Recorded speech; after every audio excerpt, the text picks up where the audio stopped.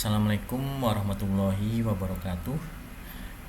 Perkenalkan, nama saya Dian Rizky Andriawan dengan nomor NIM 0497607781 dari Universitas Terbuka Prodi Sistem Informasi.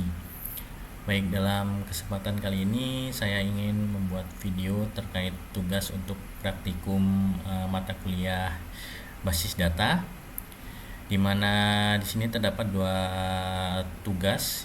Tugas yang pertama yaitu praktikum terkait transaksi, dan tugas keduanya yaitu terkait praktikum basis data terdistribusi.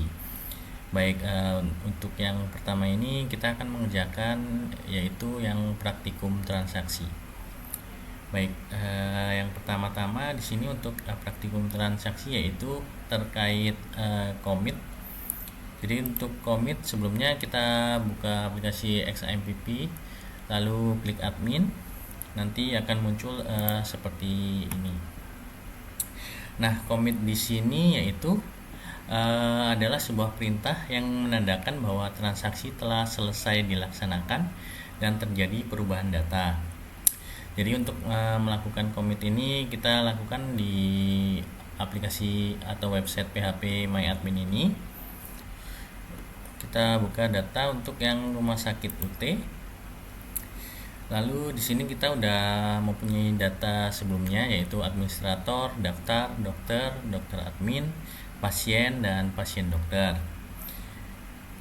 Jadi sebelumnya untuk komit kita bisa klik untuk database-nya dulu, lalu kita klik routines.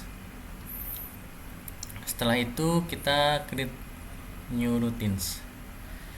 Nah, di routine name-nya ini kita namakan dengan transaksi 1. Untuk parameternya kita bisa drop. Untuk definition-nya kita isi dengan kode yang sudah saya tulis sebelumnya.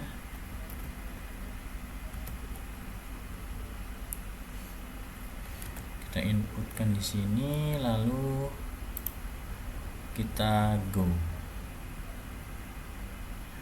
Nah, di sini untuk rutinnya sudah berhasil kita input dengan transaksi 1. Selanjutnya akan kita execute.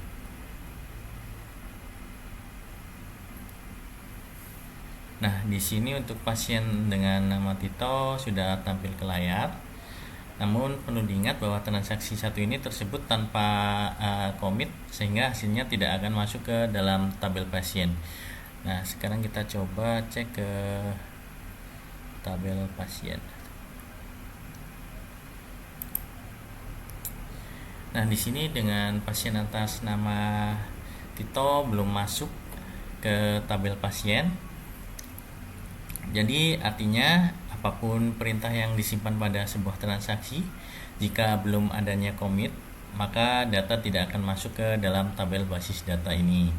Jadi supaya data tersebut masuk ke tabel pasien, maka perintah dalam transaksi 1 ini harus dimodifikasi dengan menambahkan komit.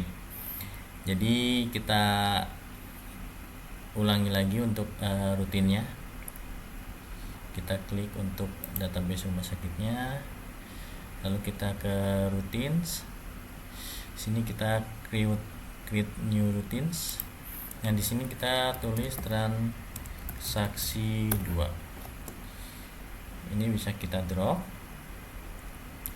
Nah, untuk definitionnya kita isi dengan data yang sudah saya tulis sebelumnya.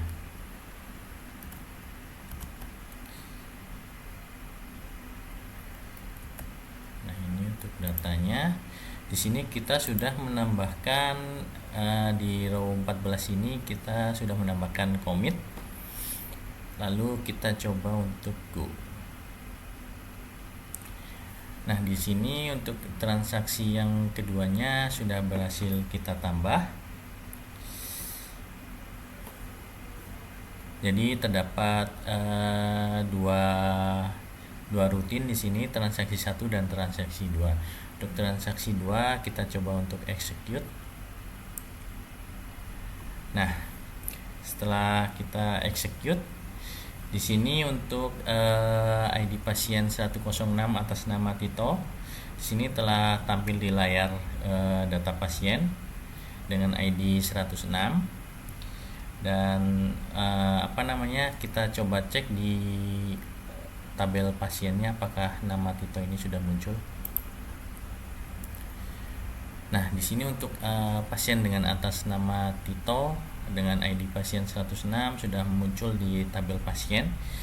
Jadi artinya perintah commit telah berjalan dengan baik. Dan untuk kesimpulannya adalah dari commit adalah jika sebuah perintah SQL baik memasukkan, merubah atau menghapus data telah dijalankan namun belum sampai commit, maka perintah tersebut tidak akan merubah isi dari tabel atau data tabel ini.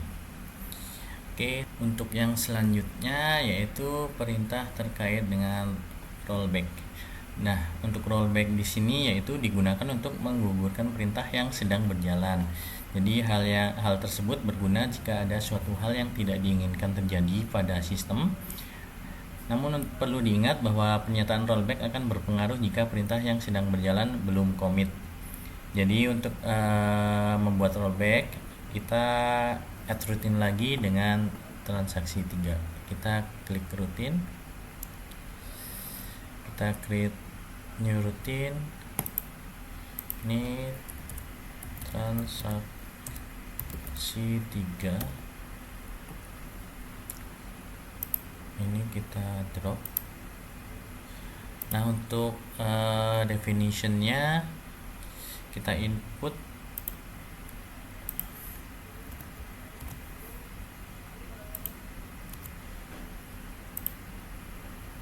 lalu kita akan coba go. Nah, di sini untuk transaksi 3 sudah kita tambahkan.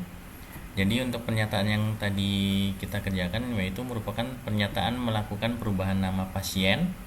Namun dengan adanya rollback maka perubahan tersebut tidak terjadi dan setelah commit data ditampilkan. Oke, kita coba execute.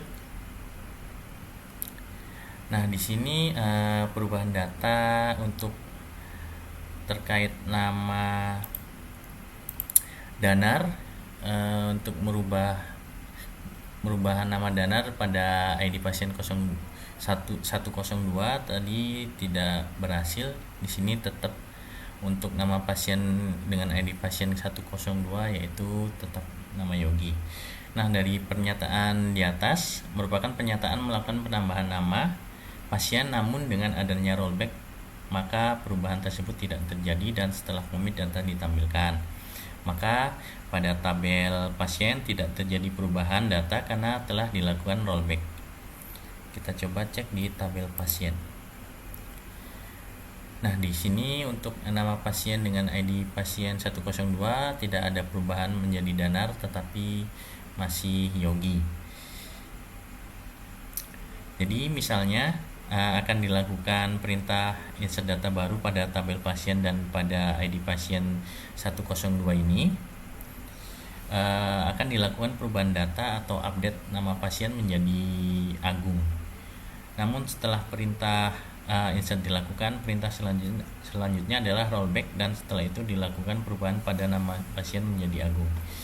Oke, kita coba ya untuk add routine kembali.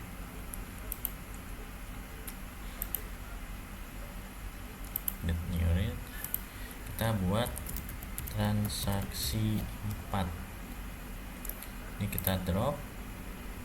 Untuk bagian definition ini kita akan input dengan kode yang sudah saya buat di transaksi 4.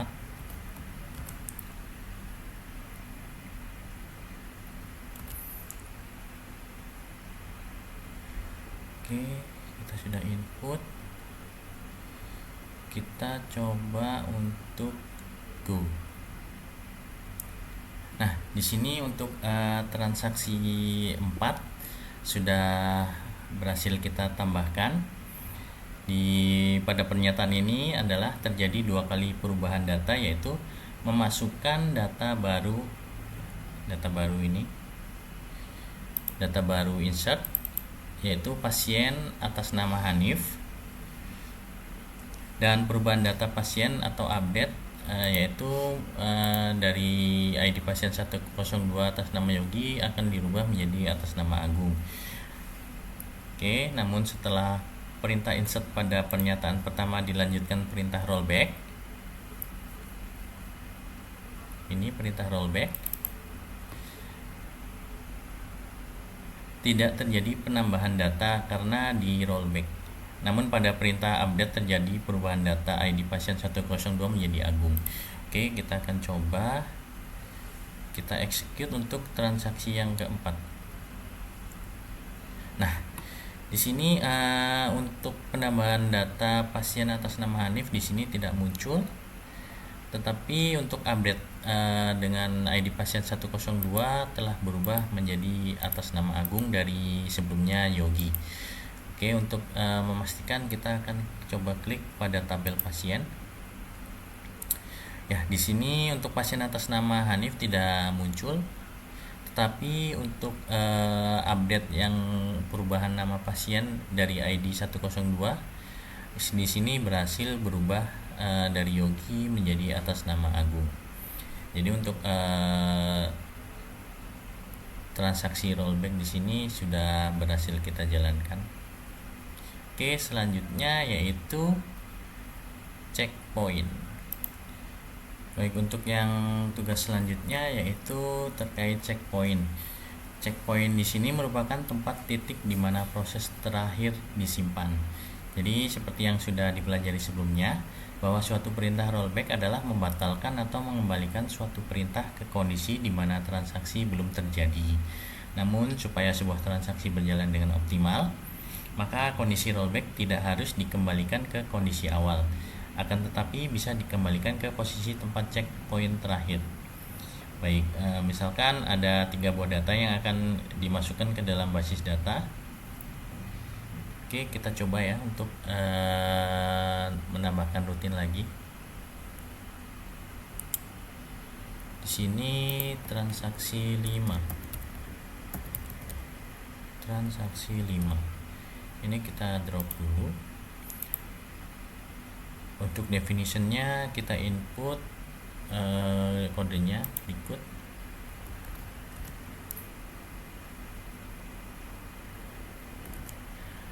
Nah, di sini kita akan menambahkan pasien baru atas nama Hanif. Nah, di sini untuk di baris ke-13 kita masukkan dengan save point 1. Dan pada baris ke-25 di sini ada rollback to save point 1. Oke. Selanjutnya untuk yang di baris ke-27 kita menginput pasien baru atas nama Lutfi.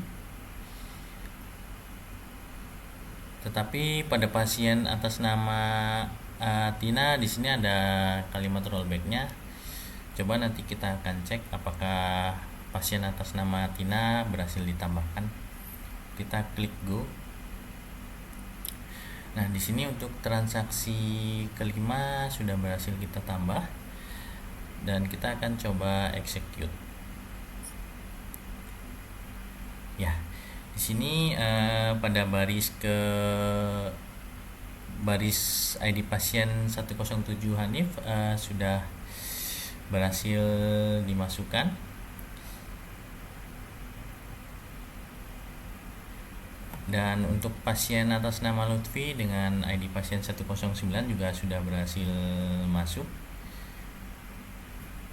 Tetapi pada pasien dengan ID pasien 108 atas nama Tina tadi tidak berhasil masuk ke tabel pasien karena terdapat rollback.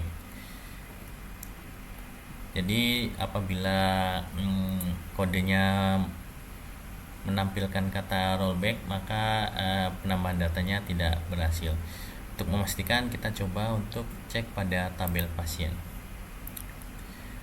Nah, di sini pada tabel pasien untuk pasien atas nama Hanif dan Lutfi sudah berhasil masuk, tetapi untuk penambahan pasien atas nama Tina di sini tidak masuk karena ada rollbacknya. Baik, untuk rollback di sini sudah berhasil kita pecahkan. Untuk yang selanjutnya yaitu terkait dengan trigger. Baik, untuk trigger di sini merupakan sebuah perintah atau event yang dapat memicu perubahan sebuah basis data. Event yang dapat digunakan yaitu memasukkan, perubahan, dan penghapusan.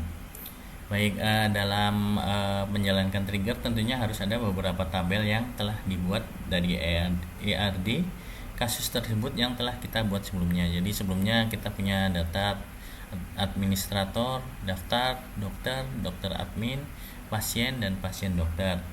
Jadi dengan trigger ini kita perlu tambahan 2 tabel baru, yaitu tabel obat dan tabel transaksi obat. Oke, selanjutnya kita akan coba tambahkan untuk tabel obat dan tabel transaksi obatnya. Kita klik database rumah sakit UT, kita ke SQL. Oke, kita selanjutnya akan input datanya yang telah saya buat sebelumnya. Tabel transaksi obat dan tabel obat. Oke, kita klik go. Ya, kita coba cek pada database rumah sakit UT. Nah, di sini untuk tabel obat dan tabel transaksi obat sudah muncul. Lalu kita akan coba relasikan dengan tabel yang sudah pernah kita buat sebelumnya. Jadi kita akan coba relasikan dengan tabel yang kita pernah buat sebelumnya ini. Tapi sebelum direlasi, kita akan coba indeks terlebih dahulu untuk data pada tabel obat dan tabel transaksi obat. Oke, kita coba indeks terlebih dahulu pada tabel obat. Kita coba indeks. Oke, di sini untuk version key-nya yaitu ID obat. Kita coba more, lalu kita indeks. Oke. Nah, di sini untuk ID obat berhasil kita indeks. Selanjutnya ke bagian transaksi obat. Struktur. Baik, untuk version key-nya yaitu di sini ID pasien dan ID obat. Kita akan coba indeks. Satu lagi ID obat. Oke, di sini untuk ID pasien dan ID obat pada tabel transaksi obat sudah berhasil kita indeks. Lalu kita akan coba relasikan dengan tabel yang sebelumnya kita pernah buat. Kita ke more, lalu ke designer. Dan di sini belum muncul untuk tabelnya. Untuk memunculkan kita akan klik show atau hide table list. Nah, di sini kita akan checklist untuk tabel obatnya dan tabel transaksi obat. Oke. Kita coba atur terlebih dahulu supaya rapi. Sebelah sini.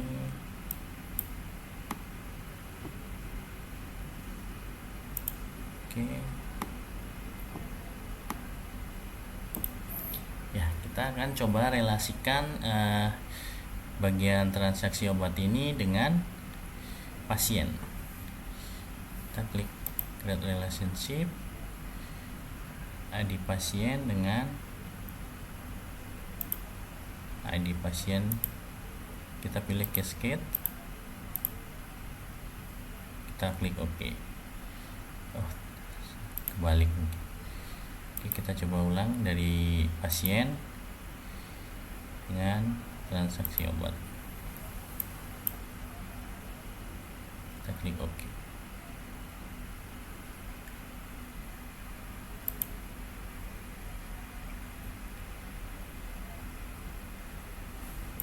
Oke, barusan mau hilang.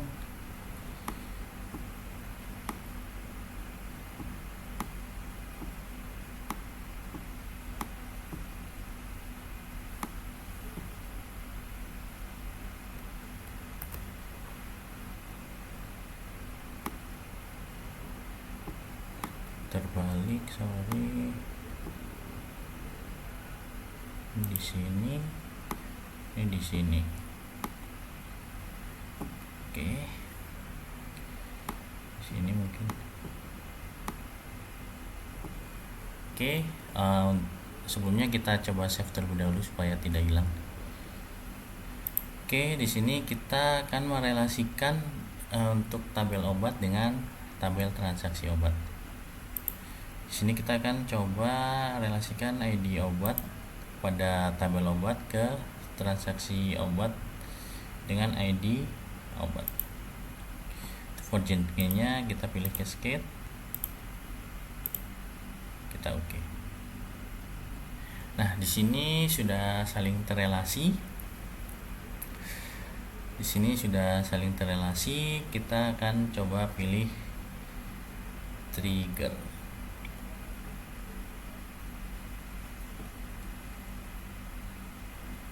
Kita akan coba create new trigger. Sini untuk trigger name-nya tanggal jual.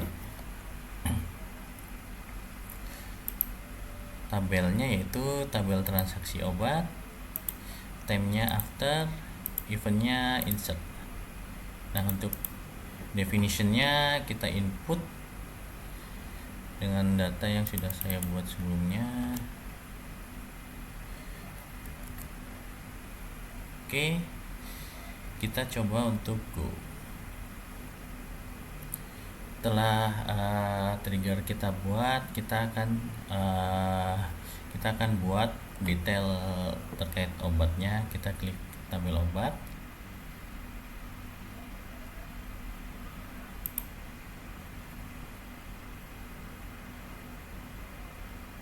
Tabel obat, terus insert. ID obatnya kita klik 1, ini A001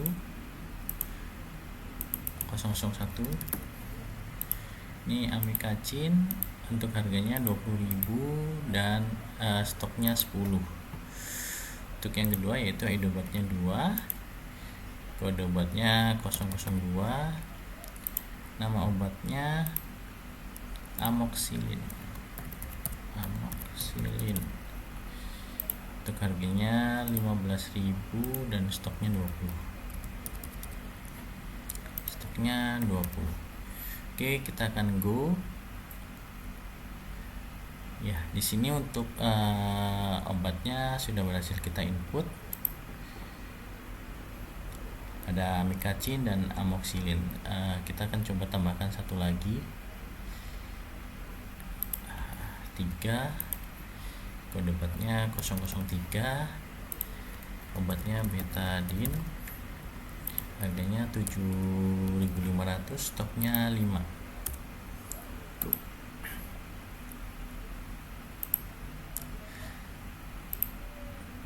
Nah, di sini untuk nama obatnya sudah berhasil kita tambahkan. Setelah detail obatnya sudah terisi, kita akan lakukan trigger pada transaksi obat. Kita coba transaksi obat, tabel transaksi obat, kita pilih trigger.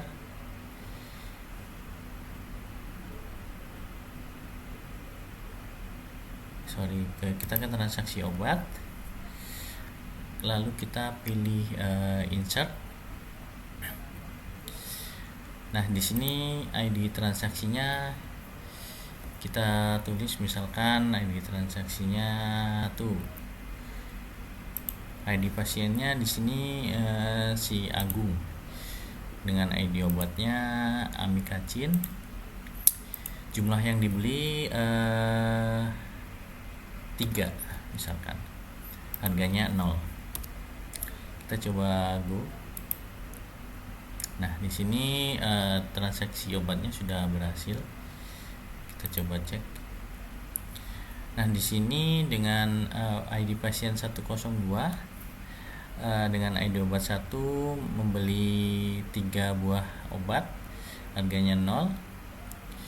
Di sini sudah berhasil. Kita akan coba cek untuk obatnya dengan ID obat 1 apakah berkurang 3. ID obat 1 ya. Di sini yang sebelumnya stoknya dari 10 sekarang menjadi 7 untuk amikacin.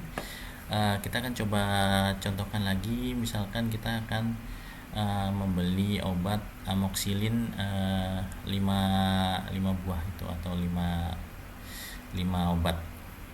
Oke, kita coba ke transaksi obat, kita insert ID transaksinya 2, ID pasiennya di sini Dewi, ID obatnya amoxicillin. Kita akan membeli 5 lah misalkan, 5, harganya 0. Kita klik go. Nah, di sini untuk transaksi obatnya sudah berhasil. Kita akan coba cek pada bagian obat, transaksi terlebih dahulu. Nah, di sini transaksinya sudah berhasil. Di sini di pasien 103 membeli 5 buah obat amoxicillin atau ID obat 2 dengan harga 0. Kita akan coba cek pada tabel obatnya apakah ID obat 2 berkurang. Ya, di sini untuk obat amoxicillin stoknya sudah berkurang 5, sekarang menjadi 15. Kita contohkan pada kode obat yang ketiga. Kita ke transaksi obat, kita insert ID-nya 3, ID pasiennya si Dita, ID obatnya betadine, beli 2 buah, harganya 0. Lalu go.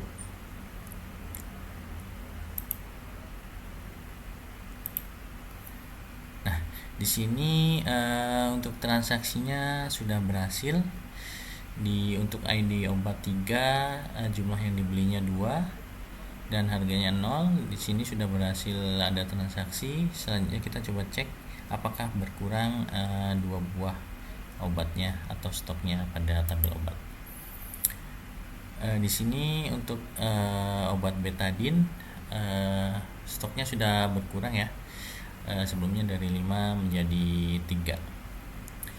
Baik, jadi untuk tugas yang transaksi kali ini sudah dikerjakan semua. Selanjutnya nanti untuk tugas selanjutnya yaitu terkait praktikum basis data terdistribusi. Oke.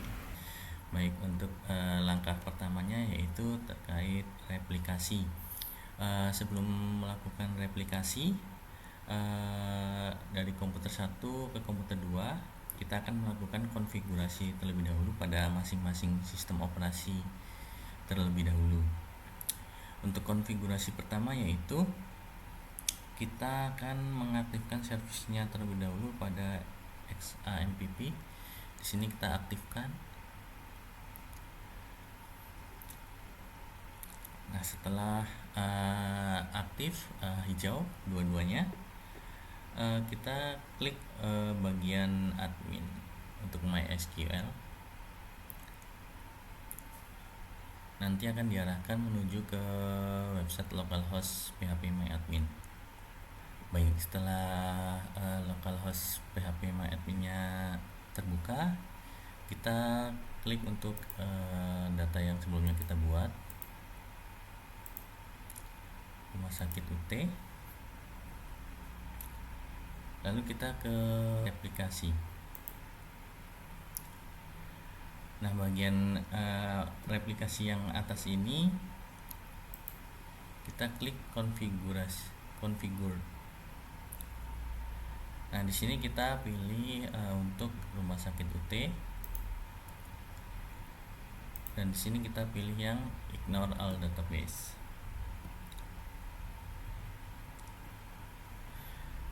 Nah, kemudian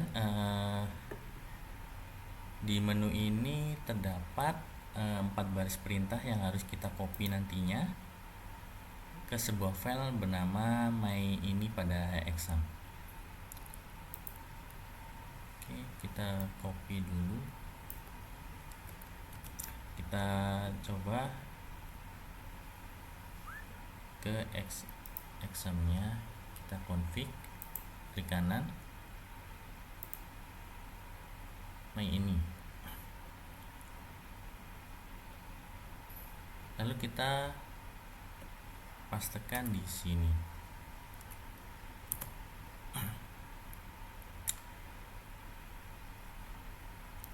Kita paste di bagian sini, lalu kita save. Oke, jika sudah, setelah di save, kita restart untuk SAMPP nya kita stop terlebih dahulu, lalu kita nyalakan kembali. Setelah di restart, kita kembali ke bagian replication. Nah, pada replikasi ini kita coba lihat. Di sini sudah kita input. Setelah kita nyalakan lagi, kita masuk ke level my adminnya lagi, ke bagian application.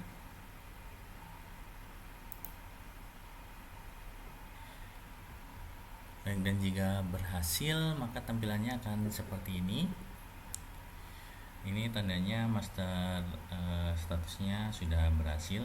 Selanjutnya, untuk membuat akun replikasi yang akan digunakan untuk mengakses basis data dari komputer 2, kita akan membuat akun. Di sini kita ke user account. Oke, kemudian add account. Nah, di sini username-nya, untuk username-nya kita namakan Prodi SI. Sini hostname-nya, untuk hostname-nya yaitu alamat IP dari Ubuntu-nya 192. Di sini alamat dari Ubuntu saya 192.168.16.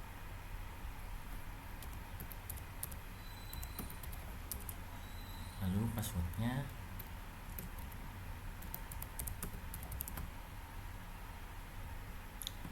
kita type lagi.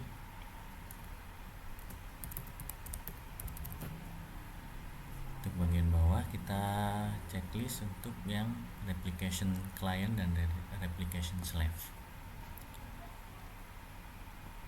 Oke, selanjutnya setelah berhasil kita klik go.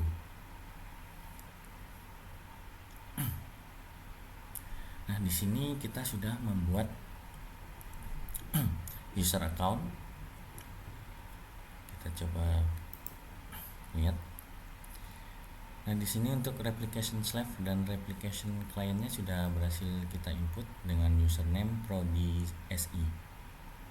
Jika tampilan dari user akunnya sudah seperti ini, berarti tandanya penambahan akunnya replikasi sudah selesai. Selanjutnya adalah melakukan ekspor basis data rumah sakit dan disimpan untuk filenya. Nanti selanjutnya akan diimport ke basis data komputer 2 atau Ubuntu. Nah, untuk langkah melakukan ekspor ini terlebih dahulu kita akan masuk ke basis data rumah sakit UT, rumah sakit UT. Lalu setelah itu kita klik menu export.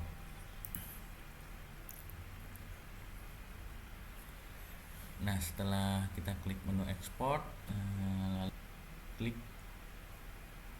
export. Nah, di sini untuk file ekspornya sudah berhasil di-download. Setelah itu kita akan pindahkan file ini supaya nanti bisa dipindah ke komputer 2. Oke. Di sini kita upload filenya di Rumah Sakit UT. Nah, selanjutnya kita akan coba download di Ubuntu-nya.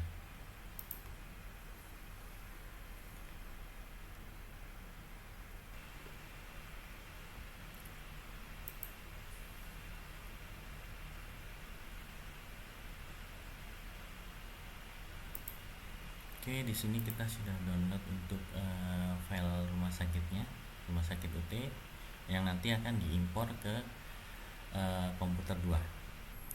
Setelah itu kita buka untuk XAMPP-nya. Sini pastikan untuk MySQL dan apa sih ini running ya. Setelah itu kita buka Mozilla, lalu kita klik localhost,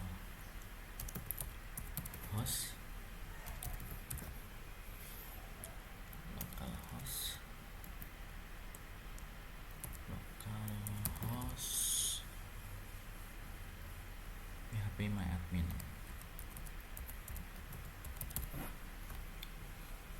Oke.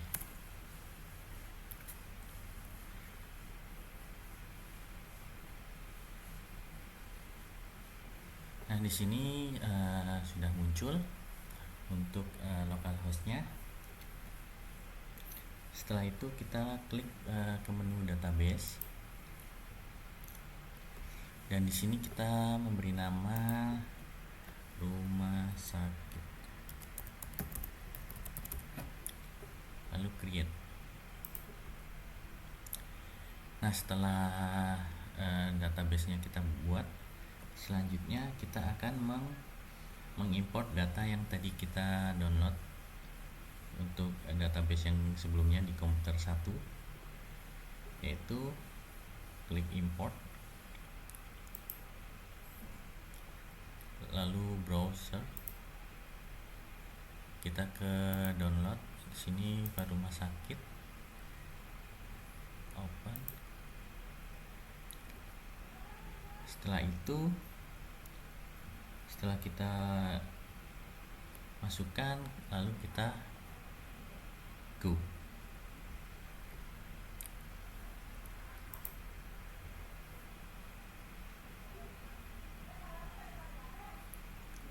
Nah, di sini untuk database-nya sudah berhasil masuk.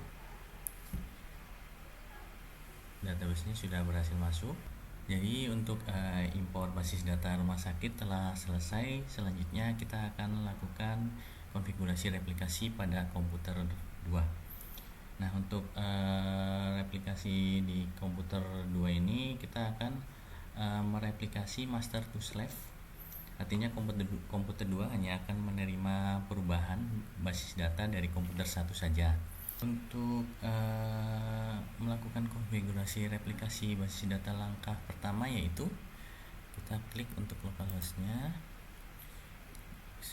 tanda panah, lalu kita ke replication.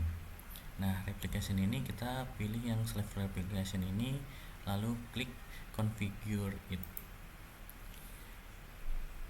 Nah, di sini untuk username-nya kita isi dengan yang tadi kita buat pada komputer 1, yaitu prodi SI. Untuk passwordnya, nah untuk hostnya ini yaitu kita input untuk IP dari Windows yang tadi, yaitu 192.168.1.5. 192.168.1.5.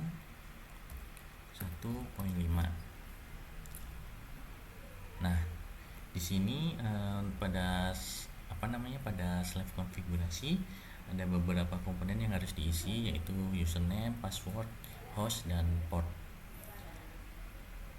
Nah, sebelum itu kita jangan klik go terlebih dahulu. Kita lakukan copy untuk server ID-nya ini. Nah, lalu kita pergi ke XAMPP-nya. Oke, lalu kita ke MySQL database, lalu kita configure, lalu open configure. Yes. Nah, di sini kita akan memasukkan untuk server ID yang tadi kita copy. Di sini kita hapus untuk yang ini. Kita enter. Lalu kita isi dengan server ID yang kita copy tadi. Lalu replicate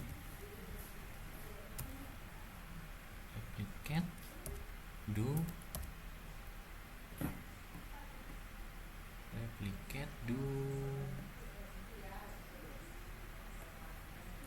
db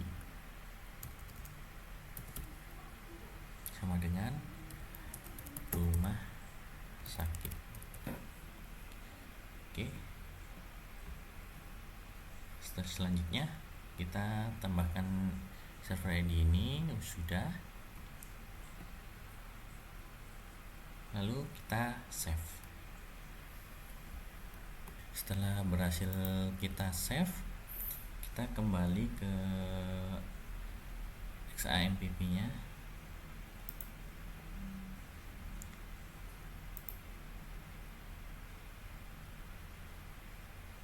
Kembali ke XAMPP-nya, kita restart untuk dua-duanya ini.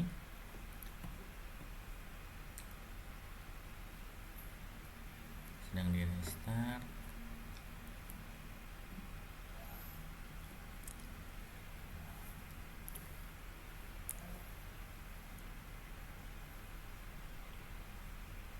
Ya, setelah running kita kembali ke localhost yang tadi.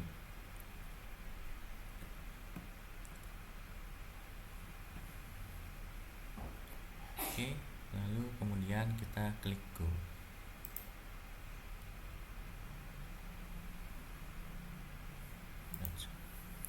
Nah, di sini ada keterangan untuk connection server disable.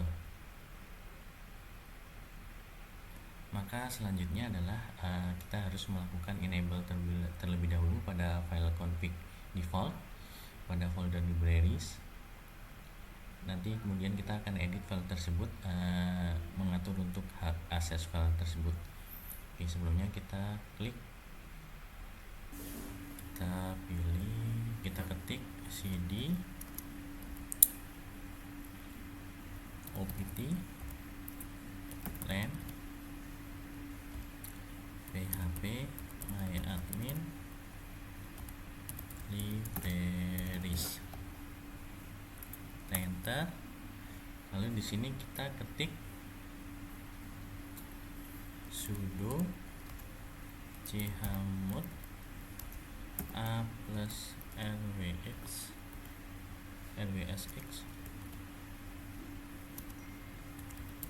config dot default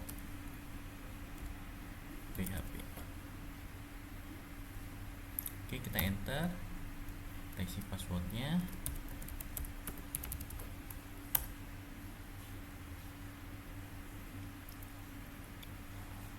Oke, sudah.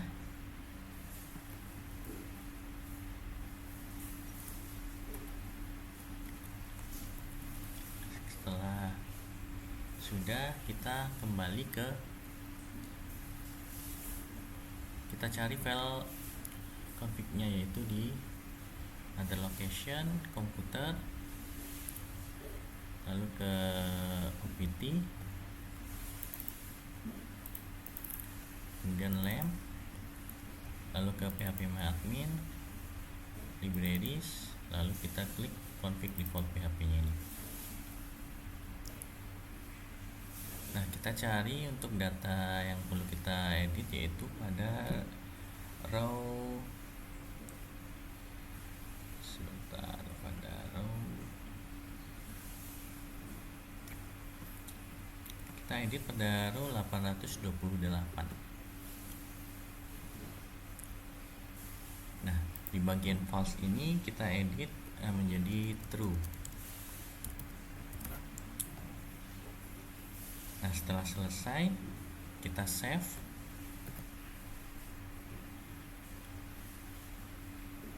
Nah, save. Selanjutnya kita restart untuk XAMPP nya lagi. Kita restart, ini kita restart.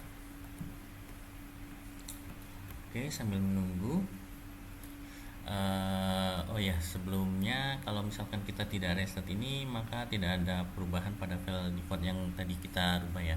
Jadi sebelumnya kita harus edit terlebih dahulu supaya bisa kita edit atau config-nya kita rubah.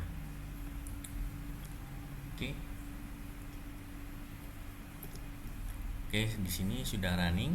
Oke, setelah running, langkah terakhir untuk melakukan master pada slave yaitu kita kembali ke komputer 1 PHP My Admin, lalu kita ke kembali ke replication. Nah, kita harus ingat-ingat untuk file berikut master statusnya ini, kita harus ingat-ingat supaya nanti akan kita gunakan pada perubahan master pada komputer 2. Oke, setelah itu kita buka lagi pada komputer 2, kita ke terminal, lalu kita ketikkan cd opt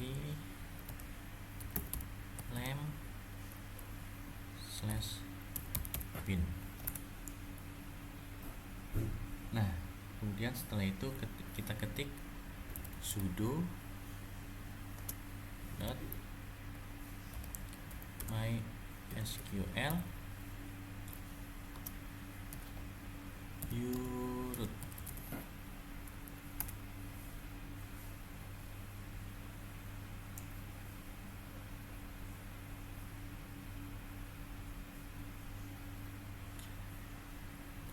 Kita ketikkan untuk passwordnya.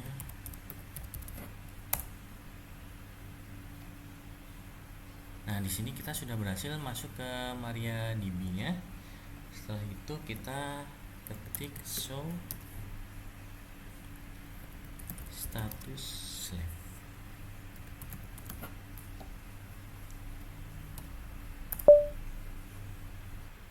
Nah, di sini adalah hasilnya error. Jadi artinya slave dalam keadaan tidak aktif dan konfigurasi dapat terus dilanjutkan. Untuk konfigurasinya kita klik atau kita ketik yaitu change master to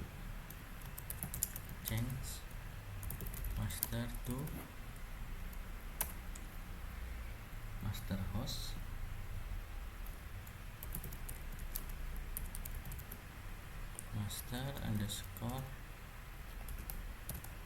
host sama dengan 192.192.168. Ini untuk master hostnya kita input untuk data yang IP dari komputer 1 yaitu 1.5.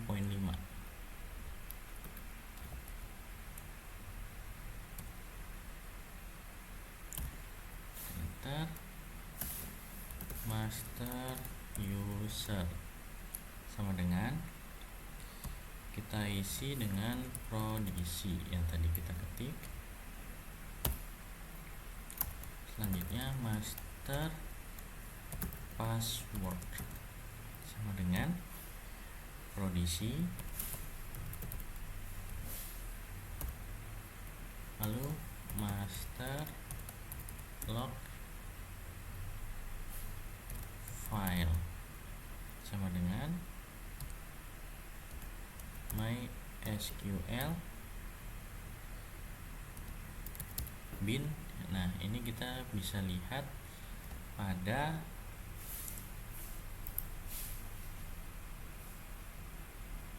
data yang ada di pada master status tadi di sini. MySQL bin 001 kita bisa kopas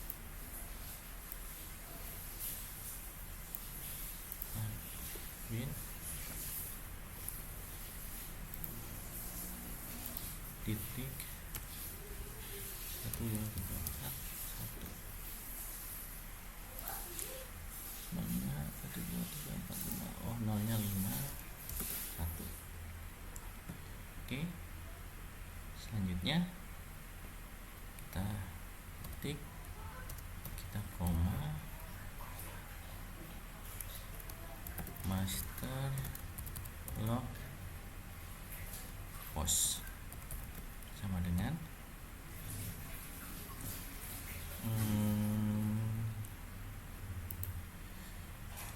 328.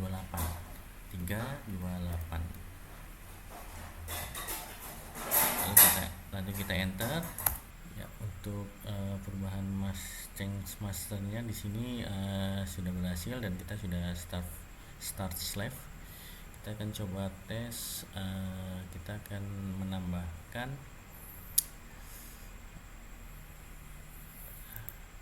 obat di sini, jenis obat. Kita akan menambahkan obat dengan ID obatnya 5, kode obatnya 005, nama obatnya obat flu, harganya 10.000 dan stoknya 100. Kita akan go.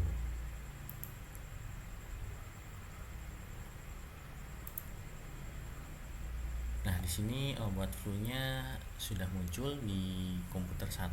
Kita akan coba cek di komputer 2, yaitu di Ubuntu.